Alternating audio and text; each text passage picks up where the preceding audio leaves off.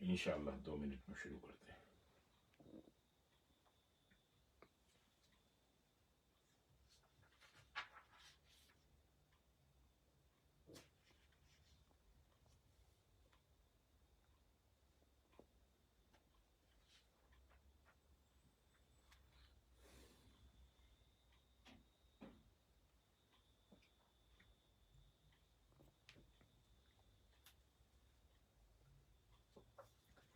اللہ اکبر کبیرہ والحمد للہ کثیرہ وسبحان اللہ بکرة وأصیلا رب یسر ولا تعسر وتمم بالخیر وبک نستعین یا فتاح یا فتاح یا فتاح فاللہ خیر حافظا وهو ارحم الراحمین۔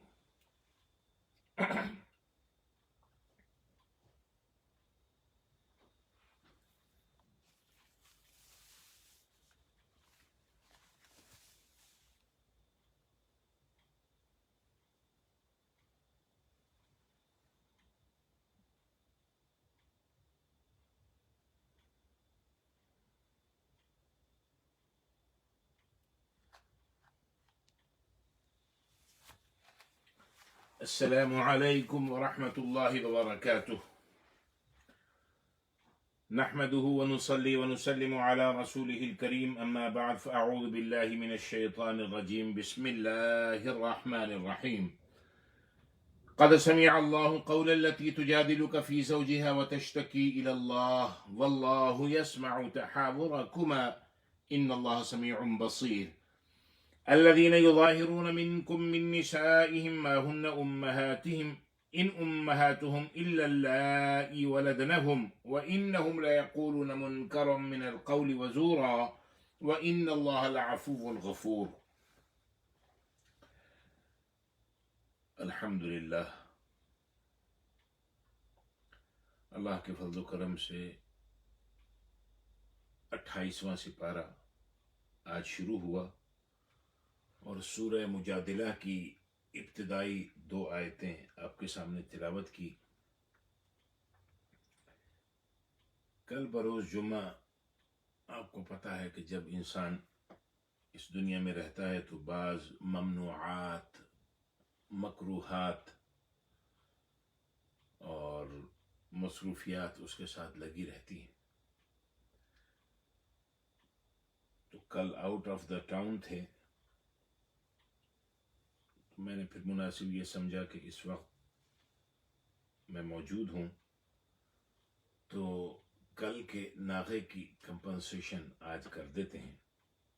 اللہ تبارک و تعالی ہمارے اس بیٹھنے اور سننے اور سنانے اور آج کی سبق پر توجہ دینے کو اپنی بارگاہ میں قبول منظور فرمائے، اور جو ہمارے ساتھی، دوست، بزرگ، مائیں، بہنیں، بچیاں اپنے اپنے مقامات پہ، اپنے اپنے گھروں پہ سن رہی ہیں، اللہ تعالیٰ ان کے ان مقامات، ان گھروں میں اللہ تبارک و تعالیٰ اس قرآن مجید کے تصدق میں برکتیں، رحمتیں، عافیتیں، فضیلتیں نازل فرمائے، اور اللہ تبارک و تعالیٰ تمام دیکھنے سننے والوں کی عمروں میں بھی برکتیں عطا فرمائے، آمین یا رب العالمین۔ سورہ مجادلہ شروع ہو رہی ہے، اور یہ سورہ مجادلہ جو ہے یہیں سے، جس طرح میں نے آپ سے ذکر کیا، 28واں سپارے کی ابتدا ہو رہی ہے۔ سورت کا نام ہے المجادلہ۔ مجادلہ کا کیا معنی ہے؟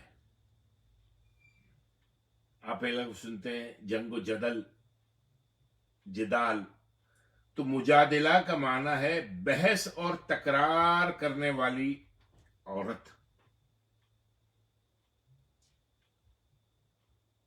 بحث اور تکرار کرنے والی عورت۔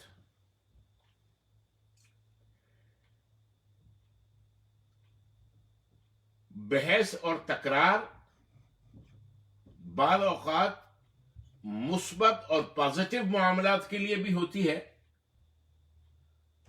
اور اکثر و بیشتر نیگیٹو اور جسٹ آرگیومنٹ برائے آرگیومنٹ، بحث برائے بحث کے لیے ہوتی ہے. تو اچھی بات کے اوپر اپنا پوائنٹ آف ویو پیش کرنا، خواہ وہ مرد ہو یا عورت، اللہ تبارک و تعالی اور اللہ کے حبیب صلی اللہ علیہ وآلہ وسلم بھی اس کو اپریشیٹ کرتے ہیں، اور عام انسانی اور مسلم معاشرہ بھی اس کو. اللہ تبارک و تعالی ارشاد فرماتے قد سمع اللہ قول التي تجادلك في زوجها وتشتكي الى اللہ، بے شک اللہ نے اس عورت کی بات سن لی ہے جو آپ سے، یعنی آپ صلی اللہ علیہ وآلہ وسلم سے اپنے شوہر کے بارے میں تکرار کر رہی تھی، بحث کر رہی تھی، اور اللہ سے فریاد کر رہی تھی. واللہ یسمع تحاورکما، اللہ آپ دونوں کے باہمی سوال و جواب کو، گفتگو کو سن رہا تھا. ان اللہ سمیع علیم، بے شک اللہ خوب سننے والا ہے، دیکھنے والا ہے. پہلی آیت کا ترجمہ.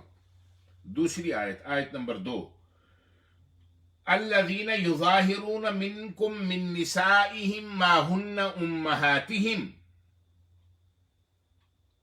تم میں سے جو لوگ اپنی بیویوں سے زہار کر بیٹھتے ہیں،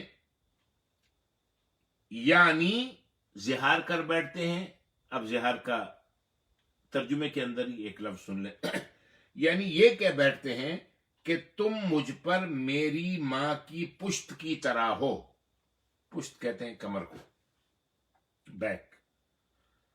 تو یہ کہنے سے وہ ان کی مائیں نہیں ہو جاتی.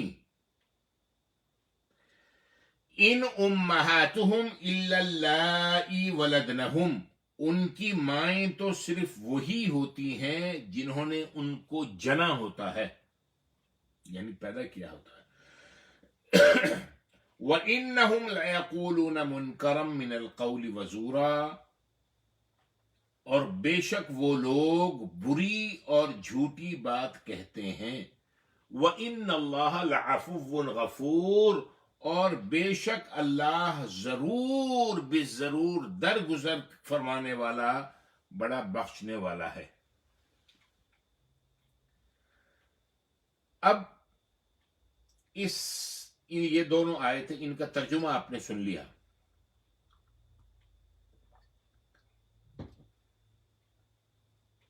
ایک بات، تھوڑا سا بیک گراؤنڈ یہ سن لیجئے، تو اسی میں اس کی تشریح بھی آ جائے گی اور آپ کو بات سمجھنے میں آسانی ہوگی، بلکہ بات سمجھ میں آ جائے گی. زمانہ جاہلیت میں عربوں میں بعض غلط قسم کے مسائل، بعض غلط قسم کی باتیں رواج پذیر ہو چکی تھی، جن کا حقیقت سے کوئی تعلق نہیں تھا. اب میں یہاں یہ ضرور کہوں گا، جیسے آج کے دور میں، اس زمانے میں ہمارے مسلم معاشرے کے اندر بہت سی غلط باتیں، غلط رواج، غلط مسائل اور غلط سوچ اور غلط رسم و رواج وقوع پذیر ہو چکے ہیں، جن کا اسلام سے، اسلام کی تہذیب سے، اسلام کے تمدن سے، اسلام کی ثقافت سے کوئی تعلق نہیں. اسی طرح اس زمانے میں، لیکن وہ زمانہ جاہلیت کی بات ہے. اچھا، اس میں دو مسائل کا بطور خاص اللہ تبارک و تعالی نے ذکر کیا ہے. یہاں اس آیت میں بھی وہ آ رہے ہیں، اس وقت ہم ذرا بیک گراؤنڈ آپ کو بتا رہے ہیں. پہلا مسئلہ یہ تھا کہ کوئی شخص اپنے حقیقی بیٹے کی بیوی، یعنی اپنی بہو کے ساتھ نکاح نہیں کر سکتا تھا اپنے حق کی. یہ اس وقت بھی مسئلہ تھا, یہ آج بھی ٹھیک ہے بالکل. یعنی لڑکا اگر اپنی بیوی کو طلاق دے بھی دے تو وہ مطلقہ عورت وہ اپنی عدت پوری کرنے کے بعد کہیں پر بھی شادی کرے, لیکن وہ اپنے سابقہ سسر کے ساتھ, یعنی اس لڑکے کے ساتھ جو اس کا سابقہ شوہر تھا, شادی نہیں کرے. یہ مسئلہ اس وقت بھی تھا, یہ آج بھی ہے, بالکل صحیح ہے, نہیں کر سکتا. اچھا, زمانہ جاہلیت میں یہ بات تو ہو گئی بالکل صحیح, اور یہ بات بھی ذکر کرنا ضروری ہے تاکہ اگلی بات سمجھ میں آ سکے آسانی کے ساتھ. ایک غلط بات جو رواج پا گئی تھی وہ یہ تھی کہ لوگ منہ بولے بیٹے کو,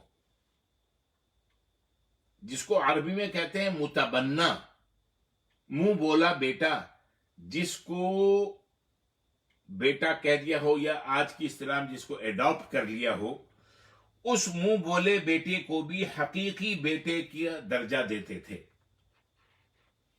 دیکھیے, ایڈاپشن پہ پابندی نہیں ہے اسلام کی طرف سے, لیکن آپ اس لڑکے کو, اس بچے یا بچی کو اپنی ولدیت نہیں دے سکتے.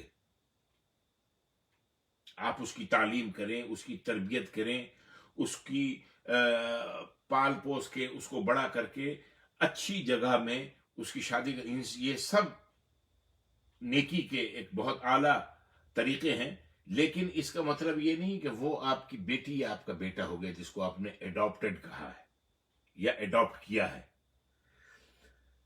تو حقیقی بیٹے کو بھی, حقیقی بیٹے کی طرح منہ بولے بیٹے کو بھی حقیقی بیٹے کا درجہ دیتے تھے, اور اس کی بیوی کا نکاح اس کے باپ کے ساتھ حرام سمجھتے تھے اگر وہ طلاق دے دے.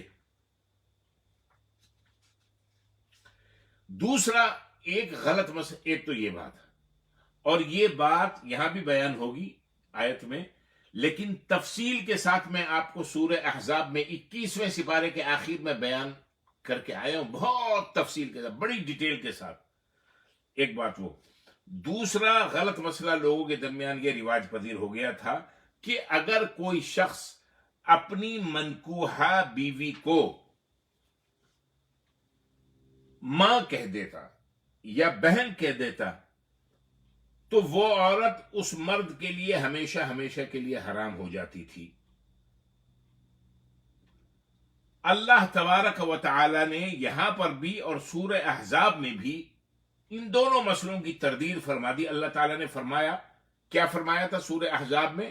اب میں آیت آپ کے سامنے پڑھتا ہوں. اللہ فرماتے ہیں, وَمَا جَعَلَ أَزْوَاجَكُمُ اللَّائِي تُظَاهِرُونَ مِنْهُنَّ أُمَّهَاتِكُمْ وَمَا جَعَلَ أَدْعِيَاءَكُمْ أَبْنَاءَكُمْ ذَلِكُمْ قَوْلُكُمْ بِأَفْوَاهِكُمْ. جن عورتوں کو تم ماں کہہ دیتے ہو, بھولے سے کہہ دیا, غصے میں کہہ دیا, اللہ نے انہیں تمہاری مائیں نہیں بنایا, اور نہ ہی تمہارے منہ بولے بیٹوں کو تمہارے حقیقی بیٹے بنایا ہے. یہ سب تمہارے منہ کی باتیں ہیں. ذالکم قولکم بافواہکم, یہ سب تمہارے منہ کی باتیں ہیں. یہ بات ہو گئی. اب انہی میں ایک مائیں تو وہی مائیں ہیں جن کے پیٹوں سے تم پیدا ہوئے ہو, جنہوں نے تمہیں جنم دیا ہے. غرض یہ کہ اللہ تبارک و تعالی نے فرمایا ہے کہ کسی شخص کی بیوی کے حق میں زہار کرنے سے, یعنی اس کو ماں بول دینے سے یا بہن بول دینے سے, وہ ماں بہن کی طرح ہمیشہ کے لیے حرام نہیں ہوتی ہے, اور نہیں اس شخص پر, اس عورت پہ طلاق پڑتی ہے یہ بات کہنے سے. یہ تم نے اپنا رواج بنا رکھا تھا, لیکن ایسی بری, گندی اور بیہودہ بات کرنا بھی گناہ کی بات ہے. یہ ہے مسئلہ جسے زبان سے نہیں ادا کرنا چاہیے, جن سے نکالنا نہیں چاہیے. پھر آگے اللہ تبارک و تعالی نے اس بد تہذیبی کی گندی بات کا اگر کوئی شخص یہ کرتا ہے تو اس کا کفارہ بھی بیان کر دیا کہ جس کے ادا کرنے سے، اس کفارے کو پورا کر دینے سے اس کی عورت اس کے لیے پھر، یعنی ایسا کہنے کے اوپر یعنی ایک جرمانہ ٹکٹ لگایا ہے کہ پہلے یہ ٹکٹ بھرو، تمہارا چالان ہو گیا یہ غلط بات کرنے سے۔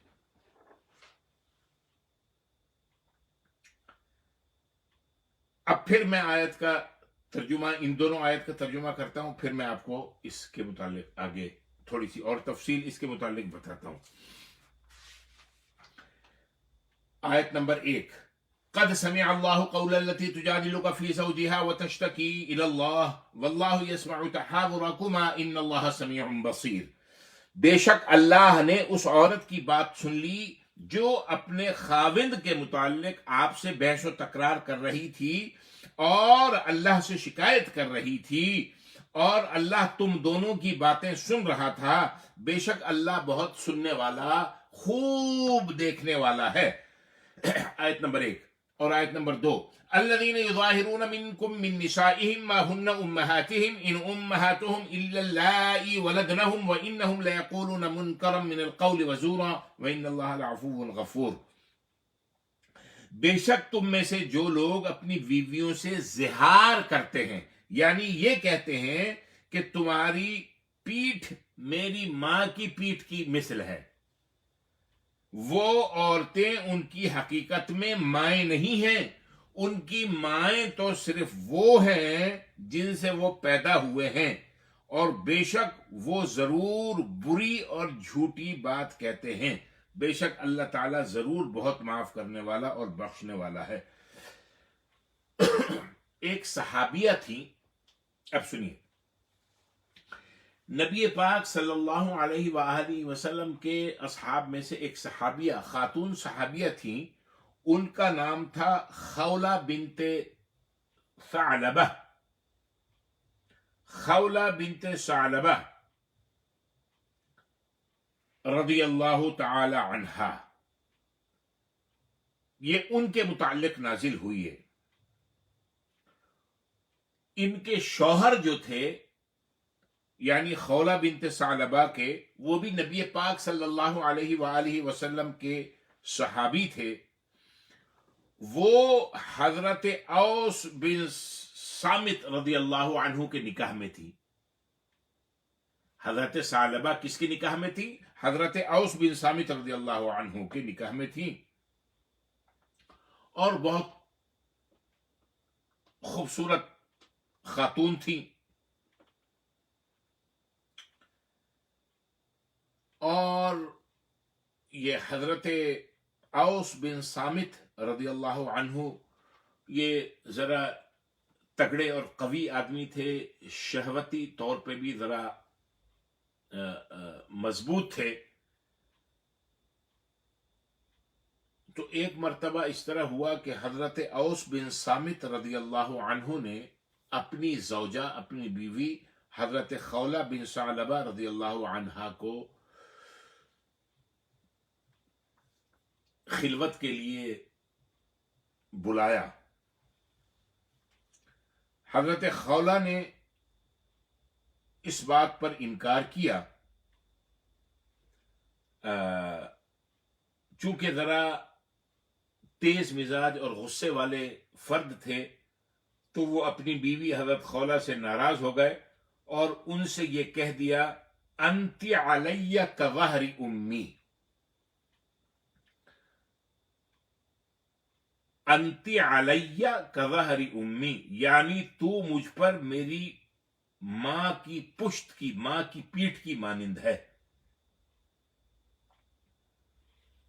اور جیسا کہ پہلے یہ بات بتائی جا چکی ہے، میں نے ابھی آپ کو ابتدا میں بتایا کہ عربوں کے غلط مسئلے کی بنا پر حضرت خولہ رضی اللہ عنہا ہمیشہ کے لیے حرام ٹھہرائے جانے کی وجہ سے پریشان ہو گئی۔ ان کے بچے بھی تھے، اچھا زندگی کا کافی حصہ حضرت اوس بن صامت کے ساتھ گزار بھی چکی تھی، لہذا اب انہیں اپنا مستقبل تاریک نظر آنے لگا کہ تھیں تو خوبصورت، لیکن جوانی ڈھل رہی تھی، بچے بھی کافی ہو چکے تھے، کئی ہو چکے تھے، اور کافی عرصے سے نکاح میں بھی تھیں. تو انہوں نے یہ سوچا کہ یہ تو میرے لیے طلاق کی مثل ہو گیا. اسی لیے کہا جاتا ہے، اللہ کے نبی صلی اللہ علیہ وآلہ وسلم اسی لیے ان مردوں کو بھی سمجھاتے ہیں، ان عورتوں کو بھی سمجھاتے ہیں. اب حضرت خولہ رضی اللہ تعالی عنہا نبی پاک صلی اللہ علیہ وآلہ وسلم کی خدمت میں حاضر ہو گئی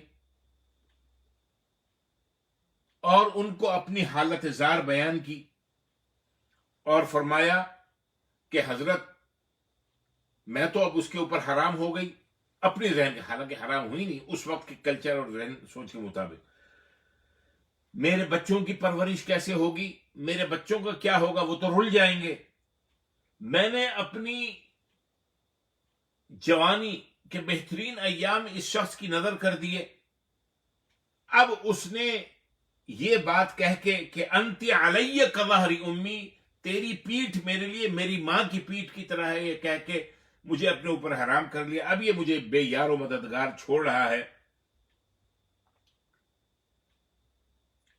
ان کے ذہن میں یہ بات تھی اگر بچوں کو میں اپنے پاس رکھوں تو ان کی نان نفقے کھانے پینے کا کیا بندوبست ہوگا، ان کو فاقے آئیں گے. اگر نہ رکھا تو بچے ضائع ہوں گے. ظاہر ہے اپنے سے زیادہ اپنے بچوں کا کے مستقبل کی.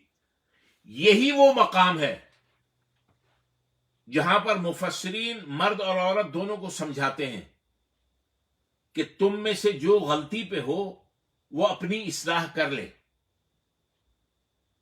یہ ضروری نہیں ہے کہ ہمیشہ مرد غلطی پہ ہو، اور یہ بھی ضروری نہیں ہے کہ عورت ہمیشہ غلطی پر ہو. تو اس نوبت کو آج کے زمانے میں جو طلاق تک جاتی ہے، اپنی سوچ کو بجائے اس کے کہ بعد میں پچھتانا اور رونا پڑے، قبل از وقت اس نوبت کے آنے سے پہلے کہ پل کے نیچے سے بہت زیادہ پانی بہ جائے، اپنی اصلاح کر لی جائے. جو غلطی پہ ہو اپنی غلطی مانے، اپنی اصلاح کرے. تند مزاجی ہے، غصہ ہے، اس کی اصلاح کرے. بیمار ہے، مستقل علاج کروائے. یہ ہوتی ہے بات. اب ہوا کیا، نبی پاک صلی اللہ علیہ وآلہ وسلم کی خدمت میں حاضر ہو گئی اور نبی پاک صلی اللہ علیہ وآلہ وسلم سے کہا خدا کی قسم اے اللہ کے رسول، اس نے طلاق کے الفاظ تو نہیں کہے لیکن یہ الفاظ ادا کیے ہیں. اچھا، اس وقت تک اس معاملے کا کوئی حل بھی شرعی طور پہ نازل نہیں ہوا تھا. نبی پاک صلی اللہ علیہ وآلہ وسلم نے فرمایا کہ تم اس پر حرام ہو چکی ہو.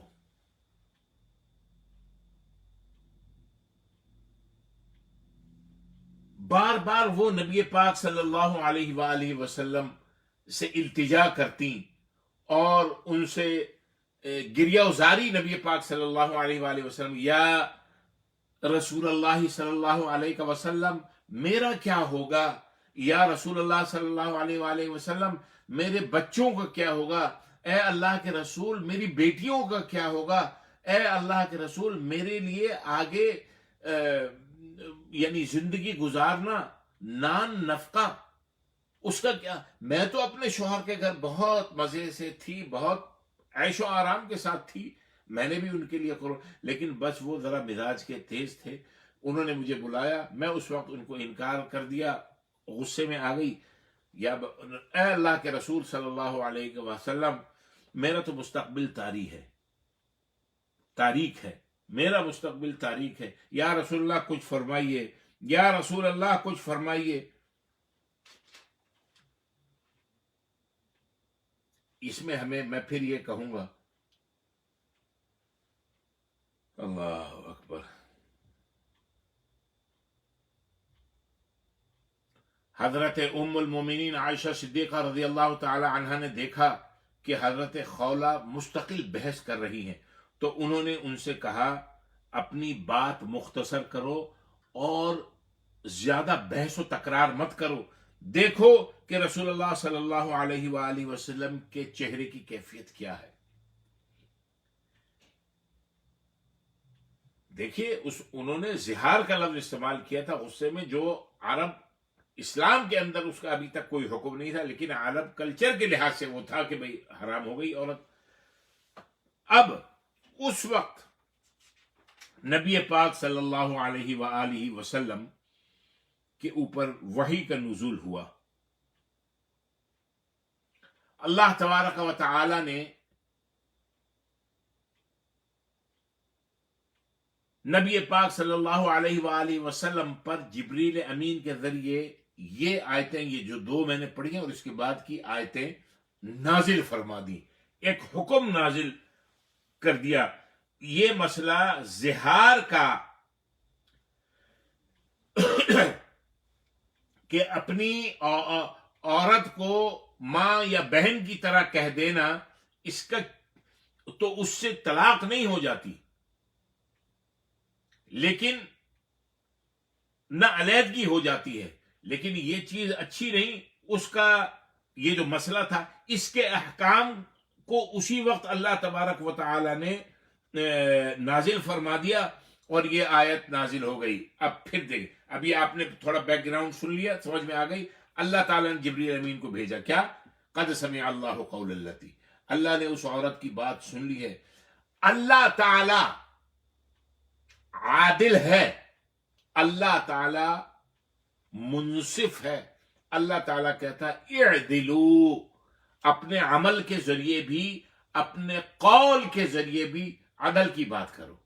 دیکھیے، عورت اگر حق پہ ہو، سچ پہ ہو، انصاف پہ ہو، محبت پہ ہو،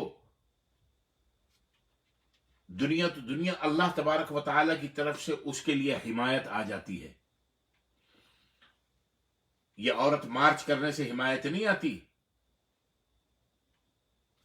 ننگے دین ننگے وطن، ننگ سراپا ننگ.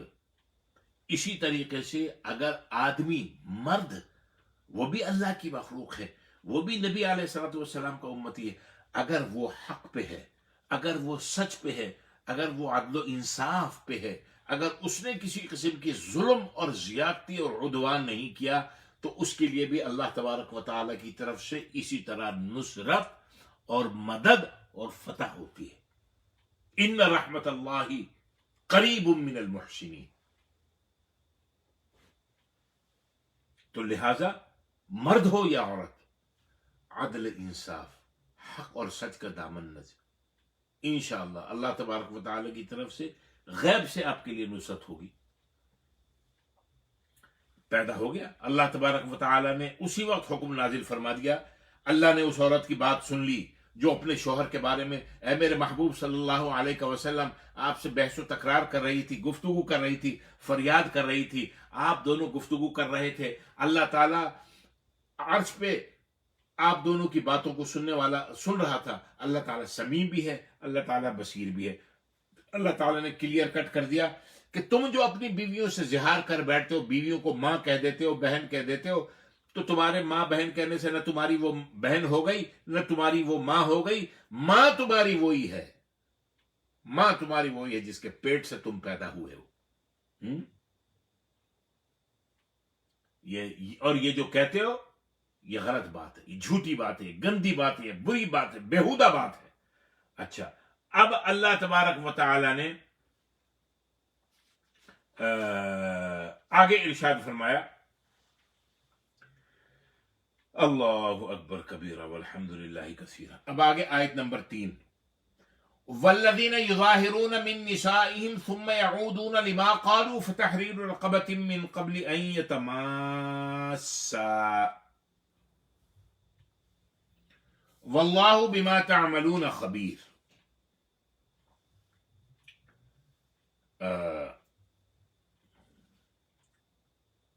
جو لوگ اپنی بیویوں سے زہار کر بیٹھے، یعنی اپنی بیوی کو ماں کہہ دیں یا بہن کہہ دیں، اچھا کہہ دیا، ثم یعودون، اور پھر اس سے پلٹنا چاہیں، افسوس ہو رہا ہے.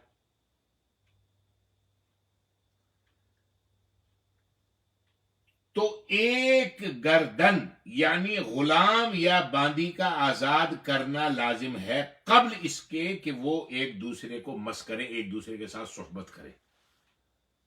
کیا ہے آدمی کے اوپر؟ ایک گردن آزاد کرے، ایک غلام آزاد کرے یا باندی آزاد کرے. تمہیں اس بات کی نصیحت کی، ذالکم توعظون بہ، تمہیں اس بات کی نصیحت کی جاتی ہے، یہ تمہیں بتایا جا رہا ہے. واللہ بما تعملون خبیر، اور اللہ تبارک و تعالی ان کاموں سے خوب آگاہ ہے جو تم کرتے ہو. ٹھیک ہے. اب آگے اللہ تبارک و تعالی کیا فرما رہے ہیں؟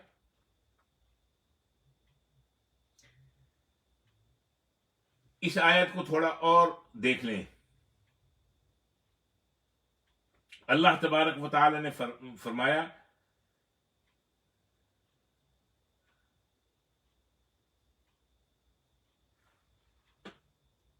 والذین یظاہرون من نسائہم، اور جو لوگ اپنی بیویوں سے زہار کر بیٹھیں، اور پھر جو کہا ہے انہوں نے، یعنی یہ بیہودہ بات جو کی ہے اس سے پلٹنا چاہیں، تو پھر کیا ہوگا؟ اللہ تبارک و تعالیٰ فرماتے ہیں کہ ایک گردن کو آزاد کرنا پڑے گا ان کے ساتھ، اپنی بیویوں کے ساتھ صحبت کرنے سے پہلے. یہ اور یہ تمہیں نصیحت کی جا رہی ہے. نصیحت کا مطلب یہ ہے کہ ایک دفعہ یہ بکواس تمہارے منہ سے نکل گئی ہے، آئندہ نہیں نکلنا چاہیے. اچھا، اب باندی آزاد کرنے میں یا ایک غلام آزاد کرنے میں تو زیادہ پیسوں کی ضرورت ہوتی ہے. پھر آگے اللہ تبارک و تعالی نے فرمایا فَمَن لَّمْ يَجِدْ فَصِيَامُ شَهْرَيْنِ مُتَتَابِعَيْنِ مِن قَبْلِ أَن يَتَمَاسَّا، پھر جسے غلام یا باندی میسر نہ ہو تو وہ 2 ماہ متواتر روزے رکھے، یعنی اس پر 2 مہینے 60 دن، شہرین متتابعین، 2 مہینے کنٹینیوٹی کے ساتھ وداؤٹ اینی بریک روزے رکھنا لازم ہے قبل اس کے کہ وہ ایک دوسرے کو مس کرے، ایک دوسرے کے ساتھ صحبت کرے. فَمَن لَّمْ يَجِدْ، پس جس نے غلام نہ پایا یا جس کے پاس غلام نہیں ہے یا اس کے پاس اتنا مال نہیں ہے کہ وہ غلام خرید کر آزاد کرے، پھر فَصِيَامُ شَهْرَيْنِ مُتَتَابِعَيْنِ، تو اس کا کفارہ یہ ہے کہ 2 ماہ کے مسلسل روزے رکھے، من قبل ان یتماسا، قبل اس کے کہ وہ ایک دوسرے کو ہاتھ لگائیں یعنی مجامعت کریں. فَصِيَامُ شَهْرَيْنِ مُتَتَابِعَيْنِ، مسلسل 2 مہینے کے لگاتار روزے،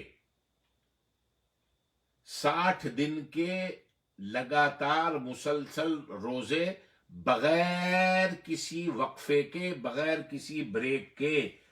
اگر ایک بھی بریک آ گیا تو پھر 1 2 3 4 سے پھر دوبارہ گنتی کرنی پڑے گی. اسلام دین فطرت ہے. آگے اللہ تعالیٰ فرماتے ہیں فَمَن لَّمْ يَسْتَطِعْ، پھر جو شخص اس کی بھی طاقت نہ رکھتا ہو، اس کی بھی طاقت اس کے پاس نہیں ہو کہ وہ 2 مہینے کے مسلسل رکھے روزے، فَإِطْعَامُ 60 مسکینہ، تو اس کے لیے لازم ہے کہ وہ 60 مسکینوں کو کھانا کھلائے۔ فَمَن لَّمْ يَسْتَطِعْ فَإِطْعَامُ 60 مسکینہ، 60 مسکینوں کو کھانا کھلائے۔ کیسا کھانا؟ 2 وقت کا کھانا، اوسط درجے کا کھانا۔ من اوسط ما تطعمون اہلیکم، وہ کھانا جو عام طور پر گھروں میں کھلایا جاتا ہے، لوگ گھروں میں کھاتے ہیں، یا آ گیا کوئی بیٹھ گئے کھا لیا۔ یہ نہیں کہ کفارہ کے کھانا کھلانا ہے تو روزانہ 2 کلو دال کے اندر 20 کلو پانی ڈال دیا، پتلی دال، اور کاغذ کے موافق روٹیاں بنا دی، پتلی پتلی، 2 روٹی اور ایک لمبا پانی، 2 روٹی لمبا پانی، 2 روٹی۔ نہیں، اللہ تعالیٰ کو دھوکہ نہ، یہ حکم ہے کہ بڑی بڑی بریانیاں اور روسٹ اور بروسٹ بنا۔ جو تم اپنے گھروں میں عام کھانا کھاتے ہو، عام گھروں میں کیا کھانا کھاتا ہے لوگ؟ گوشت کھائیں گے، سبزی کھائیں گے، دال کھائیں گے، مچھلی کھائیں گے۔ یعنی یہ وہ ہیں کہ جو ہفتے 10 دن کے اندر انہی چیزوں کی ریپیٹیشن ہوتی ہے۔ دال چاول کھاتے ہیں، روٹی چاول کھاتے ہیں، گوشت کھاتے ہیں، مرغی کھاتے ہیں، سبزی کھاتے ہیں مختلف اقسام کی۔ یہ سب چیزیں ملا جلا کے اللہ تعالیٰ کو دھوکہ دینے کی ضرورت نہیں۔ ذالک لتؤمنوا باللہ ورسولہ، یہ اس لیے کیا جا رہا ہے کہ تم اللہ اور اس کے رسول پر ایمان رکھو، اور چاہے تم غلام آزاد کراؤ، باندی آزاد کرو، یا تم 60 دن کے مسلسل روزے رکھو، یا 60 مساکین کو اوسط درجے کا کھانا کھلاؤ، یہ اس لیے کیا جا رہا ہے کہ تمہارا اللہ اور اس کے رسول پر ایمان رہے، تمہیں یہ پتہ چلے کہ تمہیں ٹکٹ ملا تھا، تمہیں جرمانہ ہوا تھا، تم نے کفارہ ادا کیا تھا۔ وَتِلْكَ حُدُودُ اللَّهِ وَتِلْكَ حُدُودُ اللَّهِ، یہ اللہ تعالیٰ کی مقرر کردہ حدود ہیں۔ اللہ تعالیٰ کی مقرر کردہ حدود ہیں، کیا مطلب؟ اللہ تعالیٰ نے یہ باؤنڈریز مقرر کر دی ہیں۔ ایسی گندی بات نہ کہو، اپنی بیوی کو ماں مت کہو،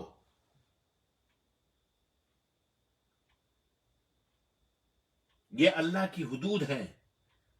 عورت بحیثیت بیوی اپنی لمٹ، اپنی باؤنڈریز کے اندر رہے، آدمی بحیثیت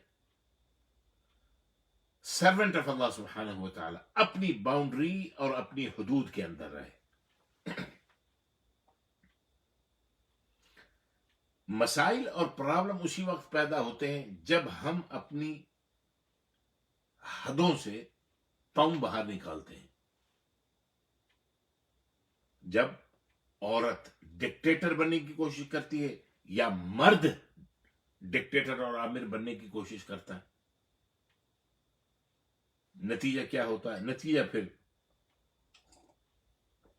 اس کا اچھا سامنے نہیں آتا۔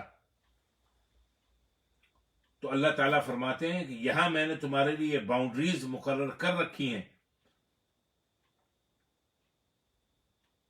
تو تم ان باؤنڈریز کے اندر رہو۔ آگے اللہ تبارک و تعالیٰ ارشاد فرما رہے ہیں،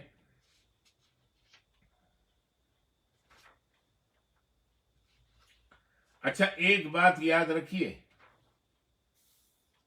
روزے میں تسلسل ضروری نہیں ہے، روزے میں تسلسل کنٹینیوٹی ضروری ہے، جو میں نے بتایا۔ کھانا کھلانے میں ضروری نہیں ہے۔ اگر کوئی شخص یہ کہتا ہے میں ان 5 آدمیوں کو 60 دنوں تک کھانا کھلاؤں گا، 60 لوگوں کو کھانا کھلاؤں گا، یا ایک دم کھلا دیتا ہے یا کچھ لوگوں کو، تو اس میں اگر وقفے بھی آ جاتا ہے تو اس میں کوئی حرج کی بات نہیں ہے۔ لیکن اس کے اندر وقفہ نہیں آنا چاہیے. کس کے اندر؟ روزے کے اندر. اگر روزہ رکھ رہا ہے، سب سے بڑی بات یہ ہے کہ ایسے الفاظ منہ سے نہ نکالے جس کے ذریعے اس کے اوپر کسی قسم کی حد لگے یا اس کے اوپر کسی قسم کا کفارہ آئے. بہتر یہ ہے کہ عورت اور مرد دونوں اپنی زبانوں کو کنٹرول میں رکھیں. آیت نمبر 5 ہے ان الذين يحادون الله ورسوله كبتوا كما كبت الذين من قبلهم وقد انزلنا آيات بينات وللكافرين عذاب مهين. بے شک جو لوگ اللہ اور اس کے رسول سے عداوت رکھتے ہیں وہ اسی طرح ذلیل کیے جائیں گے جس طرح ان سے پہلے لوگ ذلیل کیے جا چکے ہیں، اور بے شک ہم نے واضح آیتیں نازل فرما دی ہیں اور کافروں کے لیے ذلت انگیز عذاب ہے. اچھا، اب مسئلہ زہار اللہ تبارک و تعالیٰ نے بیان فرما دیا، اور اس کا کفارہ بھی جو ہے وہ بھی بتا دیا کہ کیا کیا کرنا ہے. غلام آزاد کرنا ہے، یا باندی آزاد کرنی ہے، یا 60 مسلسل روزے رکھنے ہیں، یا 60 مسکینہ کھانا کھلانا ہے 60 مساکین کو. اب اس کے بعد اللہ تبارک و تعالیٰ اپنے اور رسول کے مخالفین اور ان کا انجام بیان فرماتے ہیں ان الذین یحادون اللہ ورسولہ، بے شک وہ لوگ جو اللہ اور اس کے رسول سے عداوت رکھتے ہیں، بے شک وہ لوگ جو اللہ اور اس کے رسول کی مخالفت کرتے ہیں، جو کبتوا کما کبت الذین من قبلہم، وہ اسی طرح ذلیل اور رسوا ہوں گے. ذلت اور خواری اسی طرح ان کا مقدر ہوگی جس طرح پہلے لوگوں کی ہوئی تھی.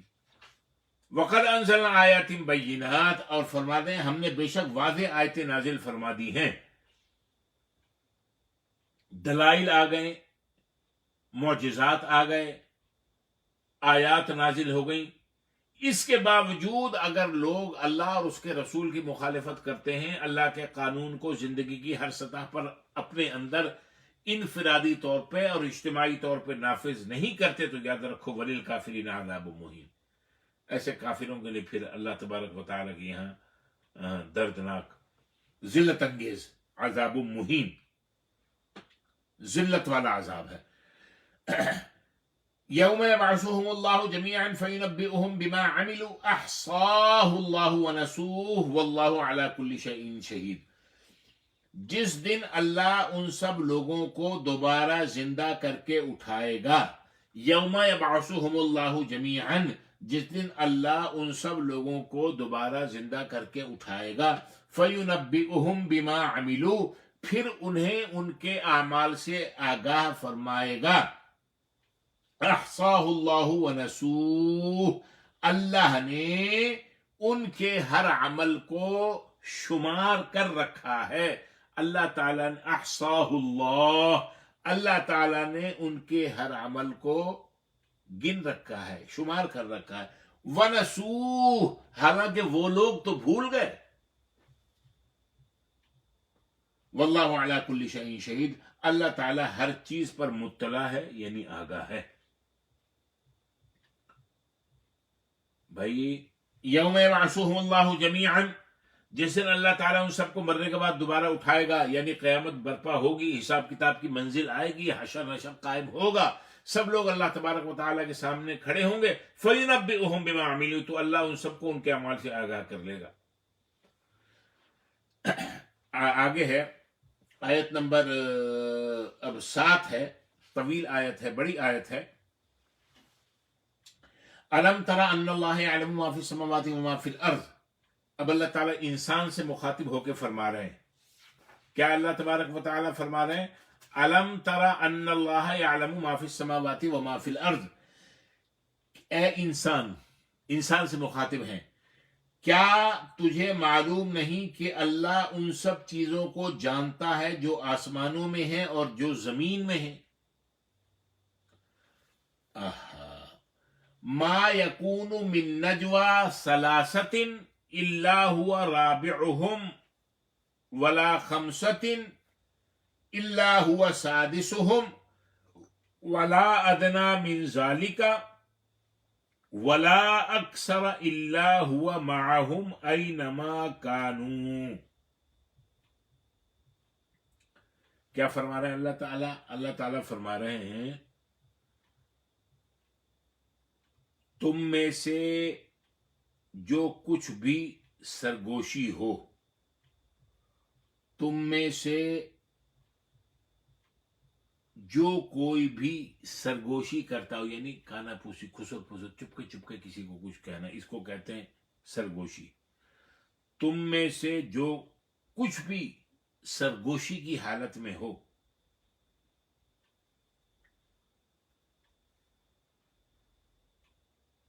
چوتھا، تین اگر وہ ہیں تو ان میں سے چوتھا اللہ ان کے ساتھ ہے. جو کچھ بھی سرگوشی ہو تین کے درمیان تو وہ تین کے درمیان نہیں ہے، چوتھا اللہ ان کے ساتھ ہوتا ہے. اور پانچ میں جو کچھ بھی سرگوشی ہو تو چھٹا ان کے ساتھ اللہ ہوتا ہے، خواہ وہ اس سے کم ہو یا اس سے زیادہ. یہ تو اللہ تعالیٰ نے 3، 5 اور 6 ہمیں سمجھانے کے لیے بتایا ہے. 3 سے کم ہو، 5 سے زیادہ ہوں، 5 لاکھ ہوں، 5 کروڑ ہوں، 5 ارب ہوں، خواہ وہ اس میں کم ہوں یا زیادہ، اللہ ان کے ساتھ ہے، وہ جہاں کہیں بھی ہوں. ثم ينبئهم بما عملوا يوم القیامہ پھر قیامت کے دن اللہ ان کو ان کے کیے ہوئے کاموں کی خبر دے دے گا. ان اللہ بکل شیء علیم، بے شک اللہ ہر چیز کو خوب جاننے والا ہے.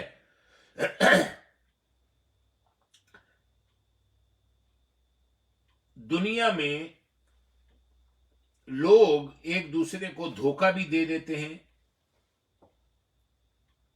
اور بعض اوقات یا اکثر اوقات یوں سمجھیں ان کا دھوکہ چل جاتا ہے.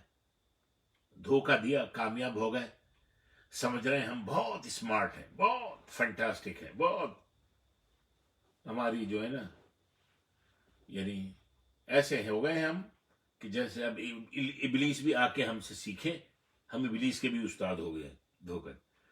اور بعض کام چھپ کر سر انجام دیتے ہیں، کسی نے نہیں دیکھا، مقصد پورا ہو گیا، سمجھنے لگے بڑے اسمارٹ ہیں، بڑے انٹیلیجنٹ ہیں، چھپ کر اپنے حرامی پن کے ثبوت دیے، کسی نے نہیں دیکھا، ہمیں کوئی نہیں دیکھ سکتا. یہ بڑی خام خیالی ہے. اللہ تعالی ہم سب کو اس بات کا ادراک عطا فرما دے کہ جو کام ہم کریں ہمارے ذہن اور ہمارے دل میں یہ استحضار رہے کہ اللہ تبارک و تعالی ہمارے ساتھ ہے، ان اللہ معنا، اور وہ ہمیں دیکھ رہا ہے. اللہ تعالیٰ فرماتے ہیں الم ترى، کیا تم نے نہیں دیکھا؟ کیا مطلب؟ کیا تمہیں اس بات کا علم نہیں ہے؟ ان اللہ یعلم ما فی السماوات و ما فی الارض، اللہ تعالیٰ بخوبی جانتا ہے جو کچھ آسمانوں میں ہے اور جو کچھ زمینوں میں ہے، کوئی اللہ سے چھپا نہیں.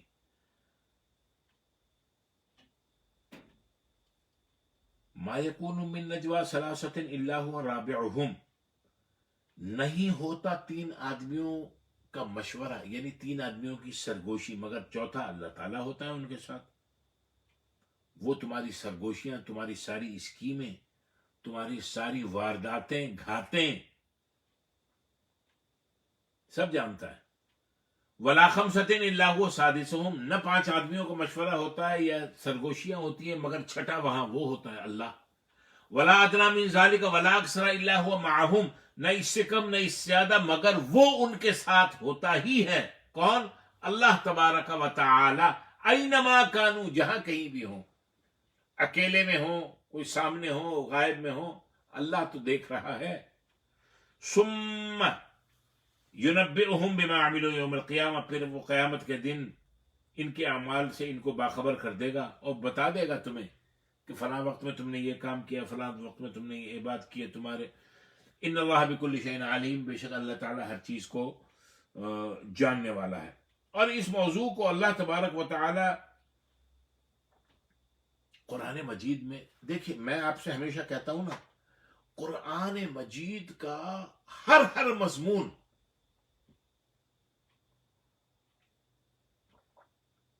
ریپیٹ ہو رہا ہے، دہرایا جا رہا ہے. قرآن مجید ایسی کتاب نہیں ہے کہ آپ کو وہ شروع میں انڈیکس دے دے کہ بھائی یہ چیپٹر، یہ کتاب ہے، اس کتاب کا نام ہے آفٹر دا پروفٹ. اب یہ کتاب میں نے کھولی، پارٹ 1 محمد، پارٹ 2 علی، پارٹ 3 حسین، پھر آگے ایکنالجمنٹس ہیں، نوٹس، سورسز، انڈیکس. اسی طرح ساری کتابیں عربی، اردو، انگریزی، جس زبان کی بھی ہوں. قرآن مجید کے اندر آپ کو یہ انڈیکس نہیں ملے گا کہ فلاں سے فلاں فلاں پیجز تک یہ کانٹینٹ ہیں، اس کے بعد یہ ہیں، پھر یہ ہیں، پھر یہ ہیں، پھر یہ ہیں. نہیں، مضمون انڈیکسنگ آپ کو نہیں ملے گی، سبجیکٹ وائز نہیں ہے، مضمون ریپیٹ ہوتے ہیں. اب جیسے یہی سرگوشی والا آپس میں مشورہ کریں، اللہ تعالیٰ فرماتا ہے میں ہوتا ہوں، میں سنتا ہوں. اللہ تعالیٰ نے فرما دیا ام یحسبون انا لا نسمع سرهم ونجواهم بلا ورسلنا لديهم یکتبون. سورہ زخرف میں اللہ تعالیٰ فرماتے ہیں یا وہ یہ گمان کرتے ہیں کہ ہم ان کی راز کی باتوں کو اور ان کی سرگوشیوں کو نہیں سنتے؟ کیوں نہیں؟ ہمارے فرشتے ہیں، ان کے پاس وہ لکھتے رہتے ہیں. اللہ خود دیکھ رہا ہوتا ہے، کرامن کاتبین لکھ رہے ہوتے ہیں. سورہ توبہ میں اللہ تبارک و تعالی نے ارشاد فرمایا الم یعلموا ان اللہ یعلم سرهم ونجواهم وان اللہ علام الغیوب. کیا ان کو یہ علم نہیں ہے؟ بے شک اللہ راز کی باتوں کو اور ان کی سرگوشیوں کو خوب جانتا ہے. بے شک اللہ تعالی تمام غیبوں کو بہت زیادہ جاننے والا ہے. دیکھیں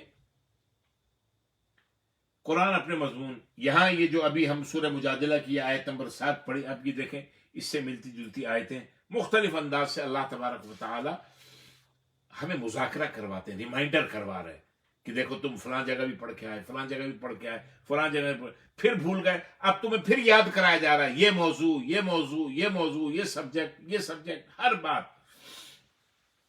اچھا آیت نمبر 7 ہو گئی تھی. اللہ اکبر کبیرہ والحمد للہ کثیرہ وسبحان اللہ بکرۃ واصیلا.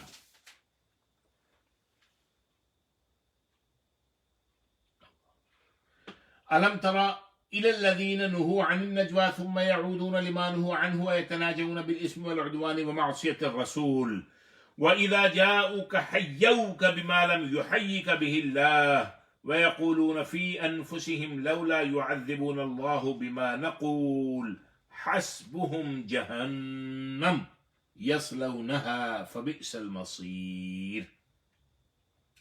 یہ آیت نمبر 8 ہے ابھی جو میں نے پڑھی ہے. اب اس کا ترجمہ دیکھ لیجئے.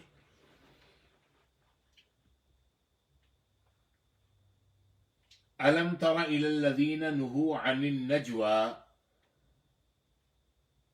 اللہ تعالیٰ فرماتے ہیں کیا آپ نے ان لوگوں کو نہیں دیکھا جنہیں سرگوشیوں سے منع کر دیا گیا تھا؟ ثم يعودون لما نهوا عنه، پھر وہ لوگ وہی کام کرنے لگے جس سے روکے گئے تھے. وَيَتَنَاجَوْنَ بِالْإِثْمِ وَالْعُدْوَانِ وَمَعْصِيَةِ الرَّسُولِ، اور وہ گناہ اور سرکشی اور نافرمانی رسول سے متعلق سرگوشیاں کرتے ہیں. وَإِذَا جَاءُوكَ، اور جب وہ آپ کے پاس حاضر ہوتے ہیں، حَيَّوْكَ بِمَا لَمْ يُحَيِّكَ بِهِ اللَّهُ، تو وہ ان کلمات کے ساتھ، یعنی ان نازیبا غلط کلمات کے ساتھ سلام کرتے ہیں جن سے اللہ نے آپ کو سلام کرنے سے منع فرمایا. ان غلط الفاظ کے ساتھ سلام کرتے ہیں جن غلط الفاظ کے ساتھ آپ صلی اللہ علیہ وسلم کو سلام کرنے سے منع کیا گیا تھا، لوگوں کو منع کیا گیا تھا. وَيَقُولُونَ فِي أَنفُسِهِمْ، اور وہ لوگ اپنے دلوں میں یہ کہتے ہیں لَوْلَا يُعَذِّبُنَا اللَّهُ بِمَا نَقُولُ، یعنی اگر یہ رسول سچے ہیں اللہ ہمیں ان باتوں پر عذاب کیوں نہیں دیتا. نبی پاک کے پاس آتے ہیں، غلط الفاظ میں سلام کرتے ہیں، زبان کو ٹویسٹ کرتے ہیں اور دل میں یہ سوچتے ہیں کہ اللہ تو کہہ رہا تھا عذاب دیں گے، ہم نے تو ایسے اسمارٹنیس دکھائی، زبان کو ٹویسٹ کر کے ہم نے ان کو غلط الفاظ میں سلام کیا، عذاب تو نہیں نازل ہوا. اللہ تعالیٰ فرماتا ہے حسبہم جہنم، ان کو جہنم ہی کافی ہے. یصلونہا، وہ اسی میں داخل ہوں گے. فبئس المصیر، اور وہ بہت برا ٹھکانہ ہے.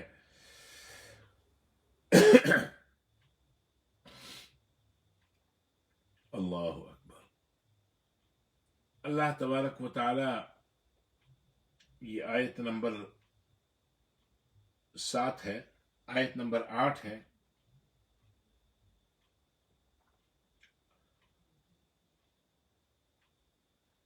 حضرت انس رضی اللہ تعالی عنہ بیان فرماتے ہیں کہ یہودی رسول اللہ صلی اللہ علیہ وآلہ وسلم اور آپ کے اصحاب کرام رضوان اللہ علیہم اجمعین کے پاس آئے اور آپ کو سلام کیا. کیسے سلام کیا؟ دیکھیے سلام کے الفاظ کیا ہیں؟ السلام علیکم، یا السلام علیکم ورحمۃ اللہ، یا السلام علیکم ورحمۃ اللہ وبرکاتہ. بہرحال السلام علیکم بیسک جو ہے وہ اتنا ہی. لام السلام، سلام، سلام کا مطلب ہے سلامتی، امن. السلام علیکم، آپ پر سلامتی ہو، آپ امن سے رہیں، آپ حفاظت سے رہیں، دعا ہے. لیکن یہ یہود جب رسول اللہ صلی اللہ علیہ وآلہ وسلم کے پاس آتے تھے تو کیا کہتے تھے؟ السلام علیکم. سام کا مطلب ہے موت. حضور کو کہتے ہیں، لام کو ایسے ٹویسٹ کرتے تھے کہ لوگوں کو یہ سمجھ میں آئے جیسے السلام کہہ رہے ہیں، لیکن کہتے تھے السلام علیکم، السلام علیکم، اس طرح کر کے نعوذ باللہ، نعوذ باللہ، استغفر اللہ، کہ آپ پر موت آ جائے.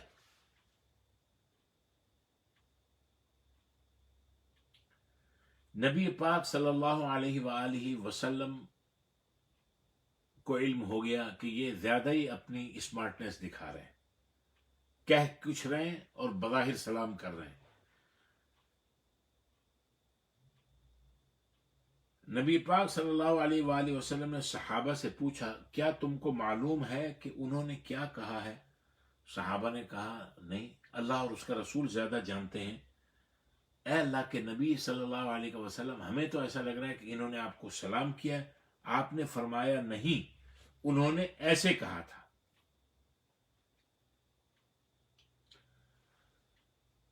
یعنی جب یہ یہود میرے پاس آتے ہیں یا تم سے ملتے ہیں تو یہ السلام علیکم کے بجائے السلام علیکم کہتے ہیں. تو فرمایا اہل کتاب میں سے جب کوئی شخص تم کو سلام کرے، السلام علیکم کہے، تم اس سے کہو علیک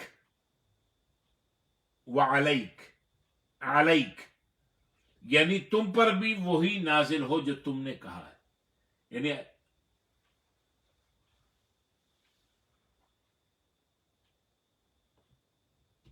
اللہ اکبر. جب یہ یہودیوں نے یہ حرکتیں کی تو اس وقت اللہ تبارک و تعالی نے یہ آیت نازل فرمائی.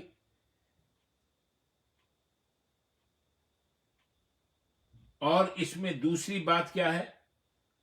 الم تر الی الذین نہوا عن النجوى، کیا آپ نے ان لوگوں کو نہیں دیکھا جن کو سرگوشیاں کرنے سے، کان میں خسر پھسر کرنے سے منع کیا گیا تھا؟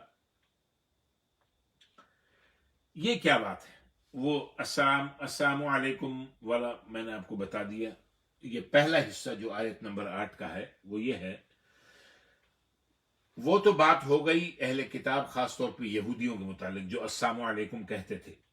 منافقین جو تھے ان کی ایک خصلت، ان کی ایک بیماری یہ تھی کہ وہ جب نبی پاک صلی اللہ علیہ وآلہ وسلم کی مجلس میں آ کر بیٹھتے تھے تو وہ اہل ایمان کا، مومنین کا، مسلمانوں کا مذاق اڑایا کرتے تھے. اب نبی پاک صلی اللہ علیہ وسلم تشریف فرما ہے، صحابہ بیٹھے ہیں، 10 20 40 50 جتنے بھی ہیں ان کا مجمع ہے. اچھا اس میں منافقین بھی ہیں، کچھ ادھر بیٹھے ہیں کچھ ادھر بیٹھے. اب کوئی بات ہوئی تو وہ اہل نبی پاک صلی اللہ علیہ وسلم نے کوئی بات کی، فرمایا اب وہ کچھ یہاں بیٹھے، آنکھوں کے اشارے سے، پلکوں کے اشارے سے، سر کے اشارے سے، یا پاس بیٹھے ہیں تو ایک دوسرے کے ساتھ کانا پوسی کرتے ہیں، سرگوشیاں جس کو کہتے ہیں کانا پوسی کرنا، وہ کان میں بات کہہ رہے ہیں.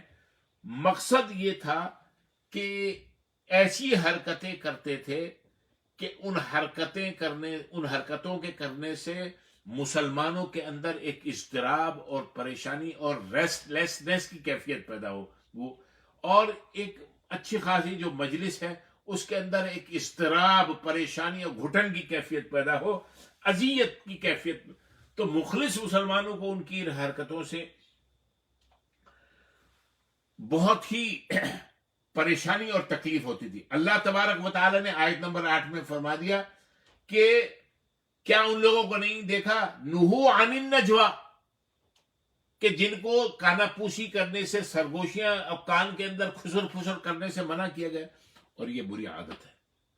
نبی پاک صلی اللہ علیہ وسلم نے احادیث میں بھی اس چیز کو منع. کچھ آدمی بیٹھے ہیں ساتھ، پتہ چلا 2 آدمی اپنے کان کے اندر خسر پھسر، خواہ وہ 2 شخص باقی 5 6 8 10 آدمیوں کے خلاف بھی بات نہ کر رہے ہوں، لیکن فطری طور پہ جب آدمی اس قسم کی کوئی کیفیت کرتا ہے، عمل کرتا ہے، تو اس سے جو دوسرے لوگ ہیں ان کے اندر ایک بے آرامی کی کیفیت پیدا ہوتی ہے. یعنی ضروری نہیں کہ وہ لوگ یہی سوچیں کہ بھئی اس نے میرے خلاف اس سے کوئی بات کی ہے، ہمارے خلاف کوئی بات کی ہے. نہیں، طبعی طور پہ یہ ایسا ناپسندیدہ عمل ہوتا ہے کہ اس سے دوسروں کو طبعی طور پہ، فطری طور پہ کراہیت محسوس ہوتی ہے. جس طرح کوئی شخص آپ کے سامنے اپنی ناک کے اندر انگلی ڈال کے ناک کی ایکسرسائز کرے، یا کان کے اندر انگلی ڈال کے کان کو ایکسرسائز کروائے، یا دانت کے اندر انگلی ڈال کے داڑھ میں 2 دن کا پرانا گوشت کا جو ریشہ لگا ہوا ہے اس کو اکھاڑنے، اس کے ساتھ کشتی کرنے کی کوشش کرے، تو جتنے مجلس کے اندر بیٹھے ان کے اوپر ایک طبعی طور پہ ناگواری کی کیفیت پیدا ہوگی. بالکل اسی طرح اگر کسی مجلس میں، محفل میں، اگر کوئی شخص کسی دوسرے کے ساتھ سرگوشی کرتا ہے، کانا پوسی کرتا ہے، خسر پسر کرتا ہے، تو اس کے اس عمل سے اہل مجلس کو بے آرامی اور تکلیف اور آزار پہنچتا ہے. اس لیے اللہ تبارک و تعالیٰ اس کو آگے اور بھی آئے گا.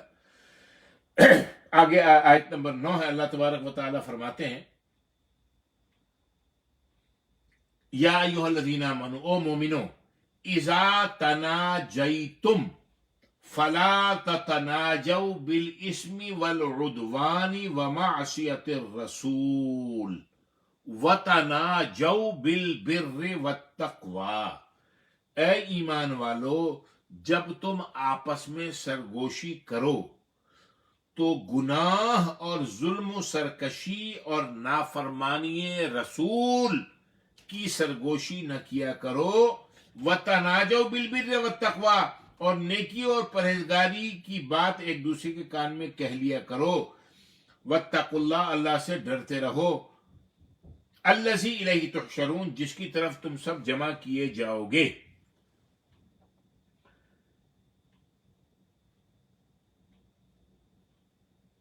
سمجھ میں بات آئی؟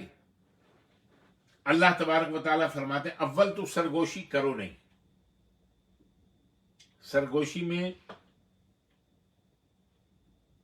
गुनाह और जुल्म और सरकशी और नाफरमानी रसूल की बात होती है, मत करा करो सरगोशी।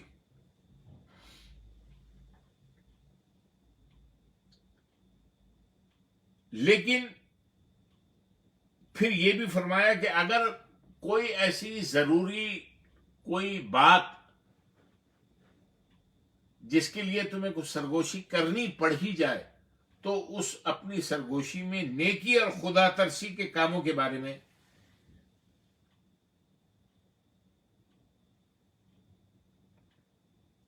सरगोशी किया करो। यानी ये बात ये नहीं है कि सरगोशी लाजमी करना है। अव्वल बात यह है कि सरगोशियों से बचो, कानापूसी खुसुर फुसुर से बचो। अगर जरूरी पड़ जाए तो उद्वान और जुल्म की और गीबत की सरगोशी नहीं, कुछ नेक और तकवा और अच्छाई के काम की सरगोशी हो जानी चाहिए। थोड़ा सा और आगे ये आयत नंबर 9 हो गई। आयत नंबर अब 10 की तरफ हम चलते हैं। इन्नमन नजवा मिनश शैतानी, सरगोशी कानापूसी, ये नजवा तनाजई तुम नजवा, ये उसका तर्जुमा है जो मैंने शुरू में सरगोशी का। सरगोशी कानापूसी खुसुर पुसुर कानों के अंदर, इन्नमन नजवा मिनश शैतान, ये सरगोशी शैतान की तरफ से ही होती है। लियहज़ुन अल्लज़ीना आमनू, ताकि वो ईमान वालों को परेशान करे। वलैस बिदारिहिम शैअन इल्ला बिइज़्निल्लाह, हालांकि वो शैतान मोमिनीन का कुछ नहीं बिगाड़ सकता मगर अल्लाह के हुक्म से, अगर अल्लाह का हुक्म हो ही जाए। वअलल्लाहि फल्यतवक्कलिल मोमिनून, और अल्लाह पर ही मोमिनों को भरोसा रखना चाहिए। इन्नमन नजवा मिनश शैतान, ये कानापूसियां जो है ना शैतान के कामों से होती हैं। यानी देखिए उसकी वजह यह है कि अगर मजलिस में बैठ के कोई शख्स ऐसा अमल कर रहा है तो खा लोग तवज्जो न दे, लोगों की तवज्जो उसकी तरफ हो जाती है और ये कहते हैं क्या, जब सब मिल के बात कर रहे हैं ये इसके कान में क्या बात कर रहा है। तो वो क्या होता है, उस शख्स के लिए दिल में एक मनफी बात पैदा हो जाती है और उससे वो जो मजलिस में कुछ दीन की दुनिया की अच्छी इल्मी बातें हो रही, उसमें अब शैतानी वसवसे और शैतानी ख्यालात दाखिल हो जाते हैं ताकि शर्रो फसाद का बाजार गर्म हो जाए। फरमाया लियहज़ुन अल्लज़ीना आमनू, ताकि अहले ईमान को तकलीफ पहुंचे, अहले ईमान हुज़्न गम में मुब्तला हो जाएं। वलैस बिदारिहिम शैअन इल्ला बिइज़्निल्लाह, और अहले ईमान को कोई तकलीफ नहीं पहुंच सकती मगर अल्लाह के हुक्म से, लेकिन उनके दिल के अंदर तो रंज और मलाल आ जाता है। वअलल्लाहि फल्यतवक्कलिल मोमिनून, अल्लाह ताला पर तवक्कुल कौन करते हैं, मोमिनीन ही करते हैं। अब आगे चलिए, रसूलुल्लाह सल्लल्लाहु अलैहि वसल्लम ने अपनी अहादीस में मुकम्मल तौर पर सरगोशियों और कानापूसियों को मना कर दिया है। अब्दुल्लाह इब्न उमर रज़ियल्लाहु अन्हुमा फरमाते हैं कि रसूलुल्लाह सल्लल्लाहु अलैहि वसल्लम फरमाए, एक आदमी के सामने दो आदमी आपस में सरगोशी न करे, कानापूसी न करे। और भी बहुत सी हदीसें हैं, अब हम उन सब की तरफ नहीं जा रहे। आयत नंबर 11,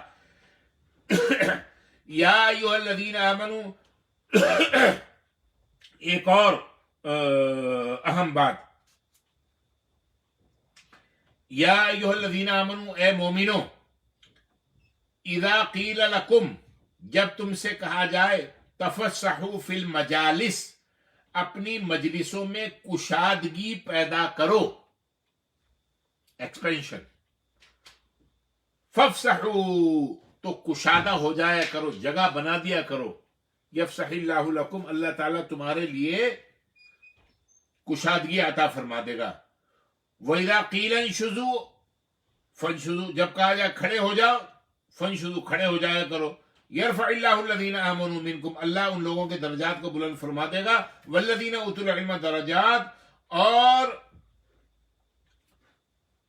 अल्लाह ताला यरफ़इल्लाहु अल्लज़ीना आमनू मिनकुम, अल्लाह ताला उन लोगों के दर्जात बुलंद फरमा देगा जो तुम में से ईमान लाए। वल्लज़ीना उतुल इल्म दरजात, और जिन्हें इल्म से नवाजा गया। वल्लाहु बिमा तअमलून खबीर, अल्लाह उन कामों से जो तुम करते हो खूब आगाह है। अब एक और बात अल्लाह तबारक व तआला यहां फरमा रहे हैं, ए ईमान वालो, जब तुमसे ये कहा जाए कि कुशादगी पैदा कर दिया करो मजलिस में,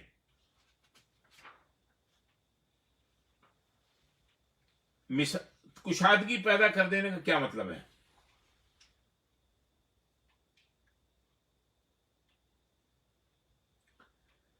नबी पाक सल्लल्लाहु अलैहि वसल्लम as-सुफ़्फ़ा में तशरीफ फरमाते हैं। सुफ़्फ़ा, जो नबी पाक सल्लल्लाहु अलैहि वसल्लम ने एक मदरसा बनाया था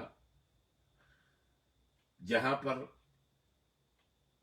असहाब किराम रिज़वानुल्लाहि अलैहिम अजमाइन दीनी उलूम हासिल करते थे, सबक लेते थे, कुरान हदीस और दर्स लेते थे, वही रहते थे। जगह तंग थी, जुमे का दिन था। नबी पाक सल्लल्लाहु अलैहि वसल्लम महाजिरीन और अंसार में से शुहदाए बदर की तकरीम फरमाया करते थे। जो गाजी थे, जो जिन्होंने जंग बदर में शिरकत की थी, कुछ सहाबा आए और मजलिस में कुछ लोग पहले से बैठे हुए थे, तो नबी पाक सल्लल्लाहु अलैहि वसल्लम के सामने वो लोगों के पीछे पैरों की जानिब बैठ गए, खड़े हो गए, और वो इस इंतजार में थे कि अगर जगह बन जाए तो हमारे लिए, हम वहां पर बैठ जाएंगे। लोगों ने उनको बैठने के लिए जगह नहीं दी। नबी पाक सल्लल्लाहु अलैहि वसल्लम को ये बात नागवार गुजरी, और आपके गिर्द जो गैर बदरी सहाबा थे, आपने उनसे फरमाया उठो उठो उठो उठो। तो उन गैर बदरी सहाबा को उठाया और बदरी सहाबा को फिर आगे बिठा लिया।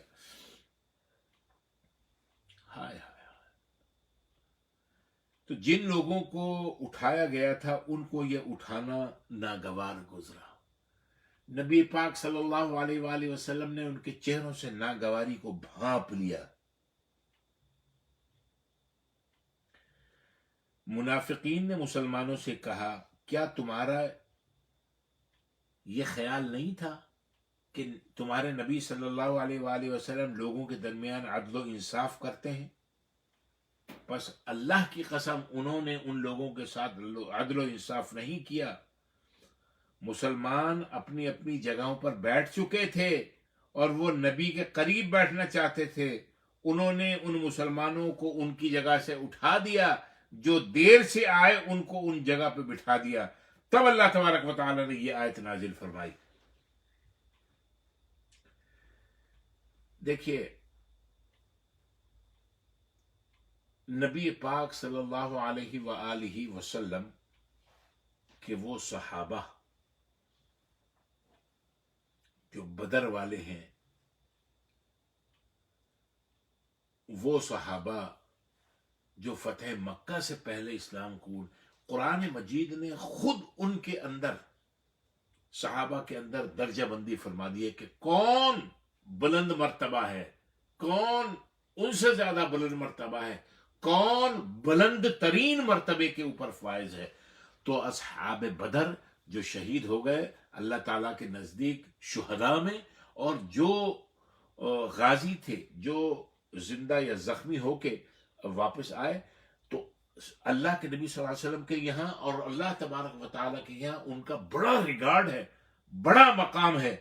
देखो, मुनाफिकीन ने लड़ाने की कोशिश की, तुम्हारे नबी तो ये कहते हैं इंसाफ इंसाफ इंसाफ। जो पहले से बैठे हुए थे और आगे बैठे हुए थे, जो नबी पाक सल्लल्लाहु अलैहि वसल्लम के बैठना चाहते थे, उनको उठा दिया। जो बाद में आए, देर से आए, उनको आगे बिठा दिया। अल्लाह तबारक व तआला ने यहां पर शटअप कॉल दे दी मुनाफिकीन को। कहा, मोमिनो, तुम अपने नबी की बात के ऊपर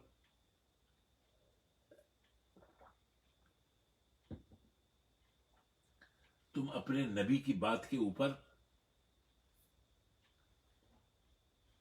ناراضگی کا اظہار کر رہے ہو، ناگوار گزر رہے ہیں۔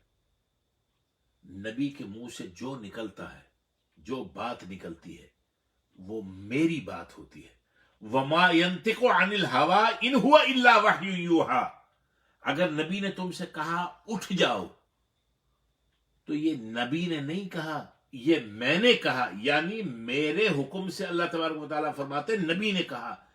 تمہیں اٹھنے کا حکم بظاہر نبی نے اپنی زبان سے دیا، لیکن وہ نبی نے نہیں، میں نے دیا۔ نبی نے جو پھینکی تھی کنکریاں، مٹھی پتھر، اللہ فرماتے ہیں وما رمیت اذ رمیت ولکن اللہ رما۔ یہ تو محمد نے پھینکی نہیں ہے، یہ تو میں نے پھینکی ہے۔ یہ جو بظاہر ہاتھ محمد کا نظر آتا تھا، اس کے پیچھے میرا دست قدرت تھا۔ اللہ تعالیٰ فرماتے ہیں مومنو اذا قیل لکم تفسحوا فی المجالس فافسحوا، جب تم سے کہا جائے کشادہ کر دو مسجد کو، کشادہ کر دو۔ وَإِذَا قِيلَ انشُزُوا فَانشُزُوا، جب تم سے کہا اٹھ کھڑے ہو جایا کرو۔ يَرْفَعِ اللَّهُ الَّذِينَ آمَنُوا مِنكُمْ وَالَّذِينَ أُوتُوا الْعِلْمَ دَرَجَاتٍ، اہل ایمان اور اہل ایمان والوں میں سے بھی وہ جو اہل علم بھی ہیں، ان کے درجات بلند ہیں۔ بھائی دیکھیے، اب اس کی عام مثال یوں سمجھیں،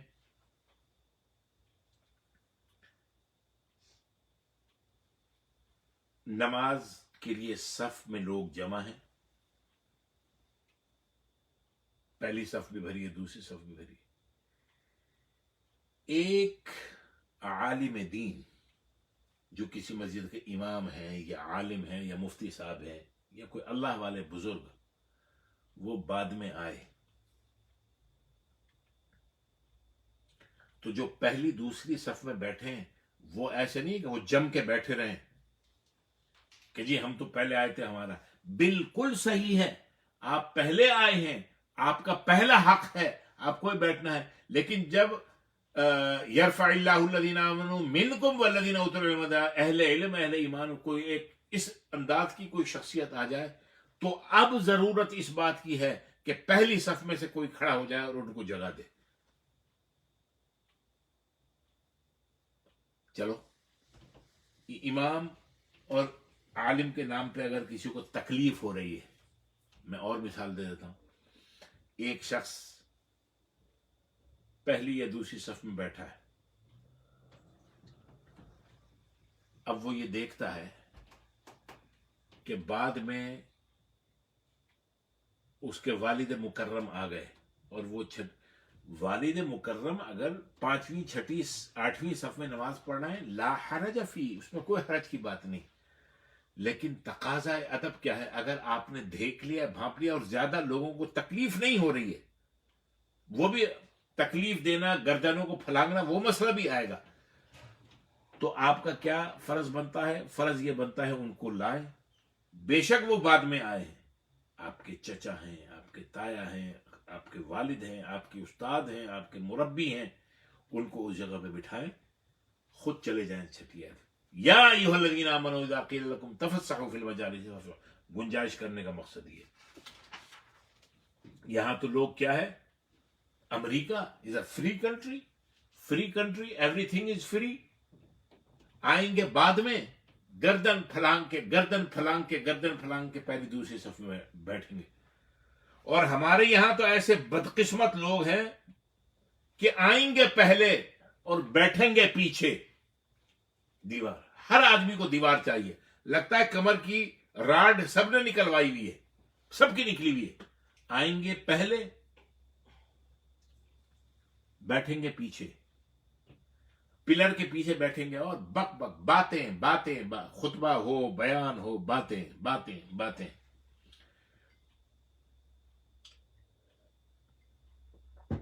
یا ایھا الذین آمنوا، اے ایمان والو، اپنے بھائیوں کے لیے جگہ پیدا کر دیا کرو۔ یفسح اللہ لکم، اللہ تعالیٰ تمہارے لیے سہولت پیدا کر دے گا۔ جو آنے والا ہے، اب اس میں ایک بات یاد رکھیے،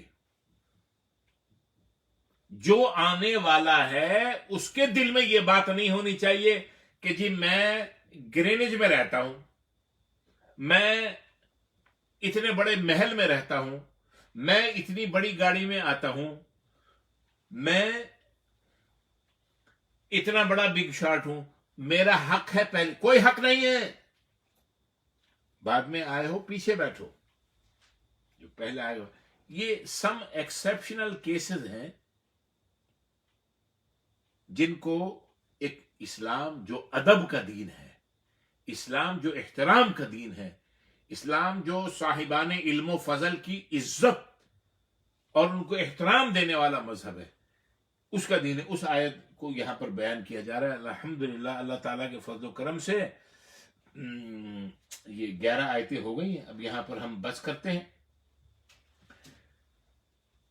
انشاءاللہ اللہ کے حکم سے اگلے جمعے کو اسی جگہ سے تھوڑا سا بیان کر کے پھر آگے آیت نمبر 12 کی طرف چلیں گے۔ اللہ تبارک و تعالی ہم سب کو توفیق عمل نصیب فرمائے۔ اللہ تعالی ہمارے سننے پڑھنے کو اپنی بارگاہ میں قبول منظور فرمائے۔ والسلام علیکم ورحمۃ اللہ وبرکاتہ۔